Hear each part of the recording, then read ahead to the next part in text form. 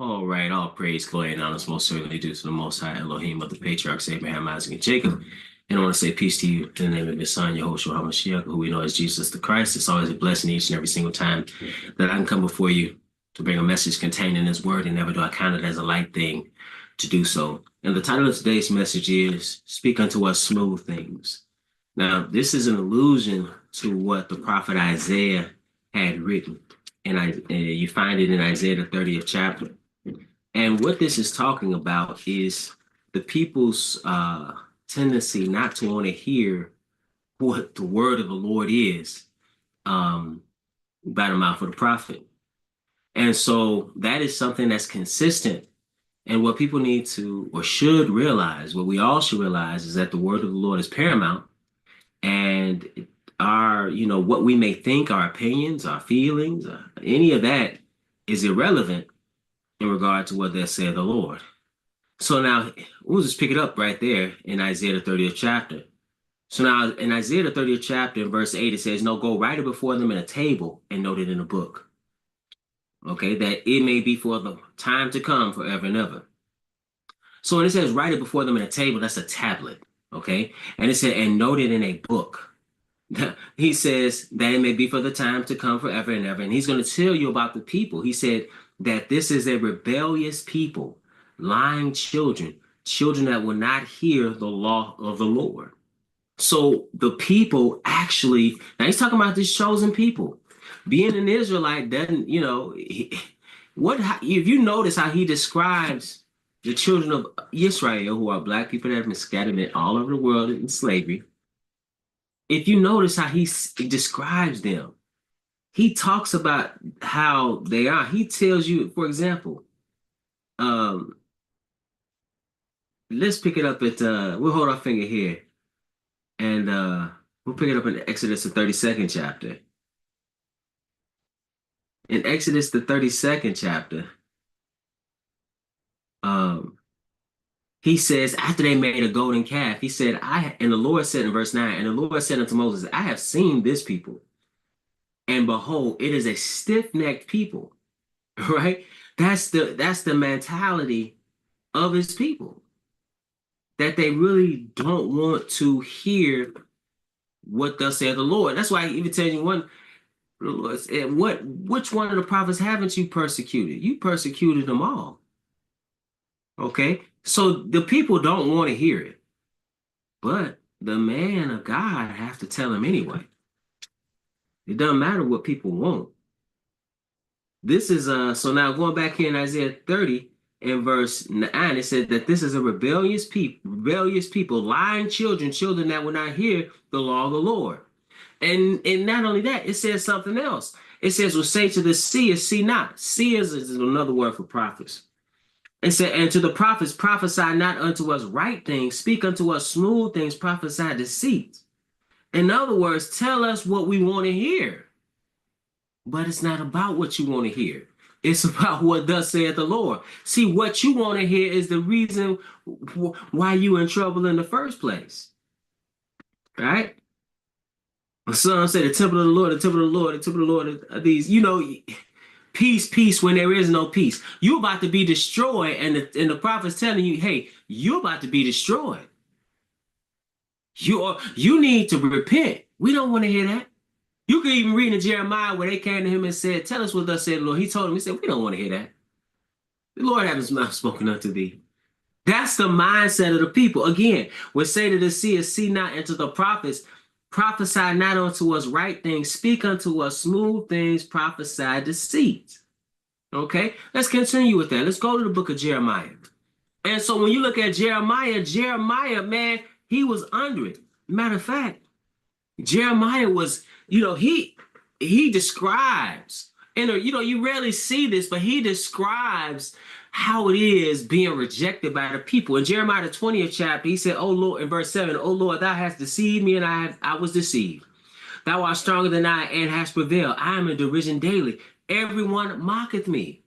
But since I spake, I cried violence and spoil, because the word of the Lord was made a reproach unto me, and a derision daily." So it wasn't like he wasn't coming with the truth. The people didn't want it. He said, then I said, I will not make mention of him, nor speak any more in his name. So he said, well, I'm just not going to prophesy. And it says, but his word was in my heart as a burning fire shut up in my bones. And I was weary with forbearing and I could not stay. Man, I could not keep quiet. Then he said, he tells you what happened. He said, for I heard the defaming of many, fear on every side. Report, say they, and we will report it. All my familiars watch for my halting, saying, peradventure he will be enticed, and we shall prevail against him, and we shall take our revenge on him. See, the people didn't want to hear what he had to say. Let's continue in the book of Jeremiah, who they called a weeping prophet. Man, he prophesied woe unto the people. They don't want to hear anything he had to say. This is an example. It says in Jeremiah, the 11th chapter, and verse 21, therefore thus saith the Lord of the men of Anathoth, that seek thy life, saying, what they tell Jeremiah, prophesy not in the name of the Lord, that thou die not by our hand. They were trying to kill Jeremiah because of what he was saying. And this is the mindset of people. You think about it. The prophet of prophets came and they said, come, this is the end. Let us seize on his inheritance. That's Christ. They killed him. Therefore, thus said the Lord of hosts, behold, I will punish them. The young men shall die by the sword, their sons and their daughters shall die by famine, and there shall be no remnant of them, for I will bring evil upon the men of Anathoth, even the year of their visitation. See, that's the thing. It's not as if you're not going to have to pay. What is the word of God? The word is to clean you up. The word is to warn you. But when you reject the word, hey, now you have to face the consequences. He sent prophets betimes rising early unto the children of Israel, and they would not hearken unto them, so they went into captivity. Do you understand the same thing happened in your private life, in your personal life? Well, the Lord has sent the word through the man of God to you. The question is, will you take heed to it? I don't want to hear that. It ain't about what you want to hear. It's some stuff in the Bible that hit me, man. I don't want to hear that. But what I'm going to do with that except concede to it? He's talking to me. Yes. Yes. If you're hearing the word and you think, oh man, is that talking about me? Yeah. And that's what it's supposed to do. You're supposed to be offended. You know who else offended? You know who you offend? You offend God when in your disobedience. And I'm speaking in general. Dude, I don't like how that sounded. Well, let's see something here. Let's go to Matthew the 11th chapter. Because it ain't about how it sounds. It's about what the truth is. Matthew the 11th chapter.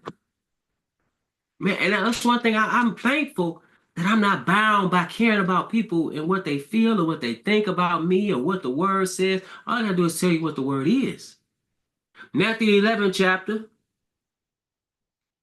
And here I'm gonna pick it up at verse 15. It says, but whereunto shall I liken this generation? So what should I compare this generation to? This is Christ. He said, it is like unto children sitting in the markets and calling unto their fellows and saying, we have piped unto you and you have not danced. We have mourned unto you and you have not lamented. So no matter which way you come with the truth, you can come soft, you can come hot. They don't want to hear it anyway.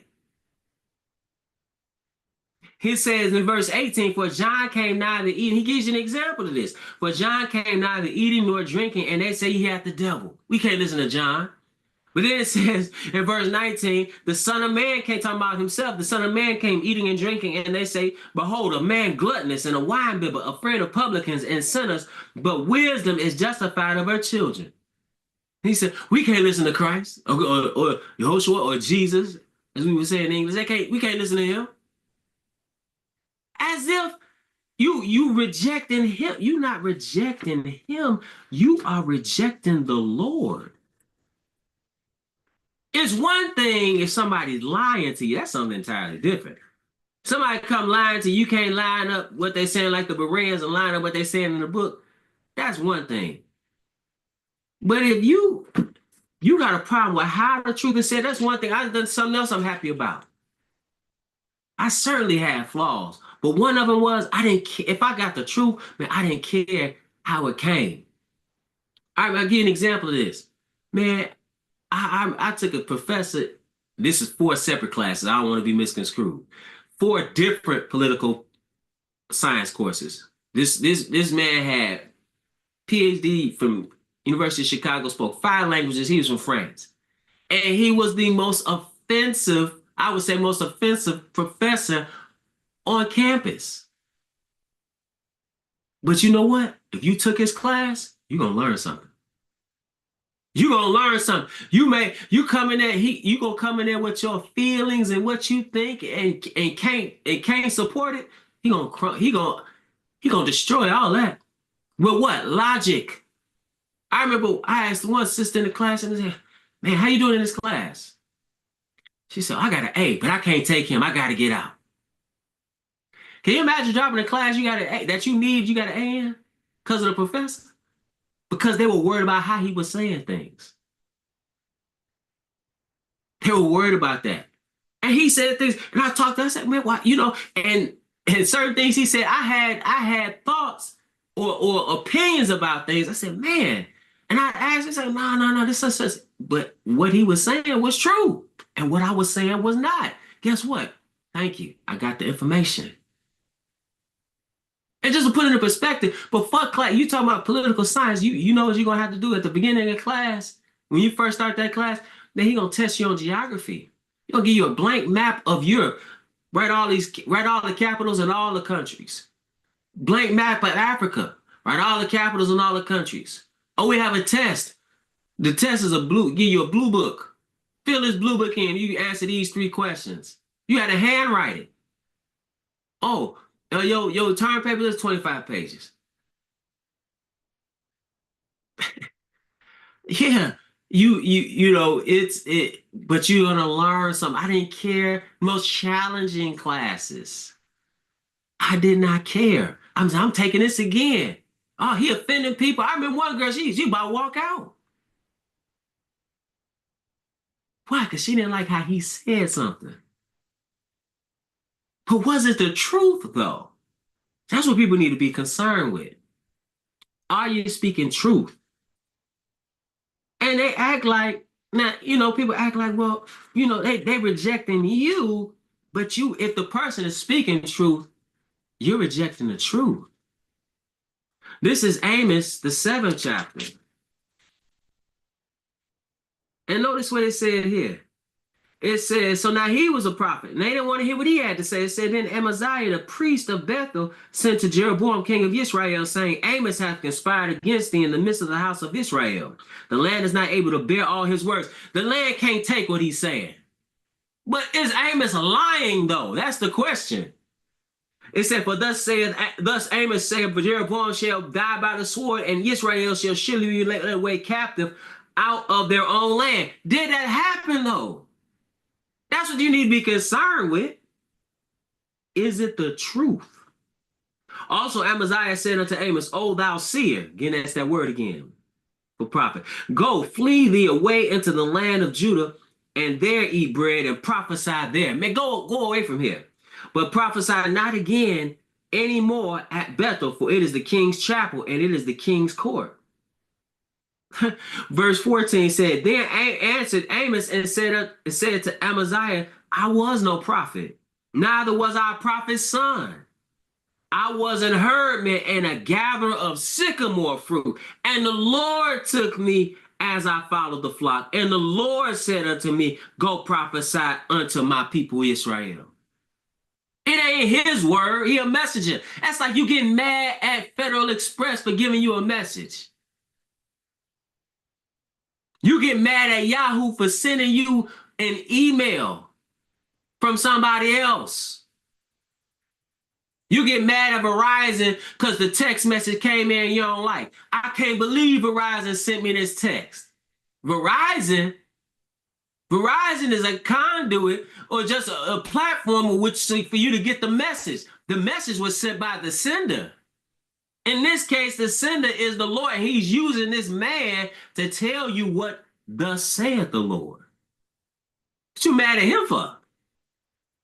So it said, therefore, thus saith the Lord, he said in verse 15 again, said, the Lord took me as I followed the flock, and the Lord said unto me, go prophesy unto my people Israel. Now listen to what he said, because when you see, it's always consequences when you reject the word.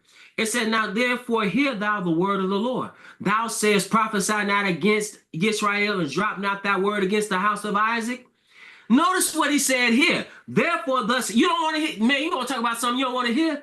Therefore, thus said the Lord, thy wife shall be an harlot in the city. He said, and thy sons and thy daughters shall fall by the sword, and thy land shall be divided by line, and thou shalt die in a polluted land, and Israel shall surely go into captivity forth of his land. Oh, you didn't want to hear it? Here it is. You didn't want to hear it? Hear this. Your wife gonna be a hoe in the streets. That's what a harlot is. And your children are gonna die. And you're gonna be in a foreign land. And you're gonna die in that polluted land. And not only that, Israel is going into captivity. Talk about what you don't want to hear. Talk about what you don't want to hear. It ain't about what you want to hear. It's about what is. Care what you want to hear. And you can't care. Ezekiel, the 3rd chapter. Man, all praise to the Most High. Ezekiel, the 3rd chapter. Now he prepared Ezekiel to go prophesy unto some people who don't want to hear it. Notice what it said, Ezekiel 3 and verse 4. And he said unto me, son of man, go get thee unto the house of Israel and speak with my words unto them. For thou, and notice it's not, a lot of times we want to look at it, well, these people on the outside. But no, he wasn't talking to these other nations. He talking to the people that he went into covenant with. He's talking to the people that receive the law, statutes, and commandments. He said, so he talking to his own. What do you think is going on in those epistle letters? He's correcting the people in the church, in the congregation. The church started in the wilderness. Ain't nothing changed. It said, for thou art not sent to a people of a strange speech and of an hard language, but to the house of Israel. Now, what would happen if you would have been sent unto them? This is verse 6. Not to many people of a strange speech and of a hard language, whose words thou canst not understand. Meaning there's no language barrier here. These your people. It says, surely had I sent thee to them, guess what? If he would have sent Ezekiel to them, it says they would have hearkened unto thee. They would have listened. Your own people don't want to listen. You still got to tell them the truth, though. It said, but the house of Israel will not hearken unto thee, for they will not hearken unto me. So they're not going to listen to you because they're not going to listen to me. That's why sometimes you can get, if you preaching to people, it's like, man, they're not listening. They didn't listen to Christ. Then it said, behold, I have made thy face strong against their faces, and thy forehead strong against their foreheads. So just as obstinate as they are, you have to be unmoving in what you're saying. It said, as an adamant harder than flint have I made thy forehead. Fear them not, neither be dismayed at their looks, though they be a rebellious house. Moreover, he said unto me, son of man, all my words that I shall speak unto thee, receive in thine heart, and hear with thine ears, and go get thee to them of the captivity unto the children of thy people, and speak unto them, and tell them, thus saith the Lord God, whether they will hear or whether they will forbear. You got to tell them. You may not like it. Who cares what you like? I'm offended. Who cares? If it's the truth, it's the truth. And it's for your benefit. If you doing something out of pocket, if you're doing something wrong, you should want to hear somebody to correct you. This is the last place. Galatians, the 4th chapter. And I want to just read this one verse here. Galatians, the 4th chapter. This is Paul. And notice what he said here in verse 16. He said, am I therefore become your enemy because I tell you the truth? Am I your enemy because I told you what's what? Is that what you think this is about? Hurting your feelings, offending you in the sense of what? No. It's about you receiving the truth. And it ain't history. It's a truth that was given. It's the truth of the word. That's what you need to understand. That's what you need to understand. And what if somebody's and then somebody what you let me show you what you need to be concerned with. This is the last place. Let me show you what people need to be concerned with. This is Acts 17. Acts 17. So now here, Paul is preaching to Thessalonica and it caused a riot. And he left and went to Berea. And notice what it said here in verse 11. I'm going to pick it up verse 10. And the brethren immediately sent away Paul and Silas by night into Berea. Because the people didn't like what he was saying. But he's preaching the truth, though. But they didn't like it. So it's saying the brethren immediately sent away Paul and Silas by night unto Berea, whose coming thither went into the synagogue of the Jews. These were more noble than those in Thessalonica, in that they received the word with all readiness of mind and searched the scriptures daily whether those things were so. Is it in the book or not? That's what you need to be concerned about. Now, speaker, I want some smooth things. Prophesy, I want it to be smooth. It ain't smooth all the time. Sometimes you read about the prophet, he got a word, man, it's sweet and it's bitter. Whoa, what's up? Because you got to preach woe unto these people. It's great when you hear the word, But then it's like, wait a minute. I gotta tell these people this? Yeah. Yes, sir. Yes, sir. You got to tell them. And they don't want to hear it. It'd be much easier, trust me, it'd be much easier to lie to people. It would be much easier just to lie to you.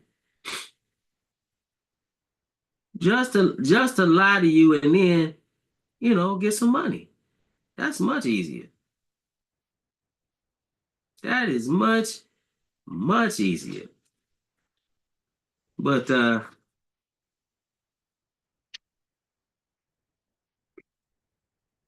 you don't want that. You don't want that at all. So with that, brothers and sisters, I want to remind you that we're at the Household of Faith, meet every Sabbath at 5925 West 25th Avenue in Gary, Indiana at 1 p.m. Central Standard Time. We live stream right here on the Israel Teach YouTube channel as well. That's again, we have our Virginia congregation. They meet at 12:30 p.m. Eastern Standard Time. And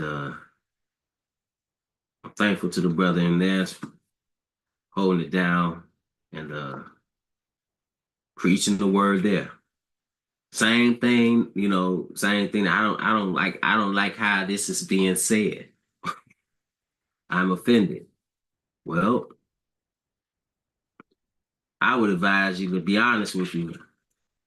Things that I found in the book that pricked my conscience, or that hit me in a certain way, guess what I had to do? Get over it and accept what the word is saying. Because if it ain't nothing the word is saying that's wrong, then you really need to do some self-examination. That's all of us. And with that, I'm going to say this.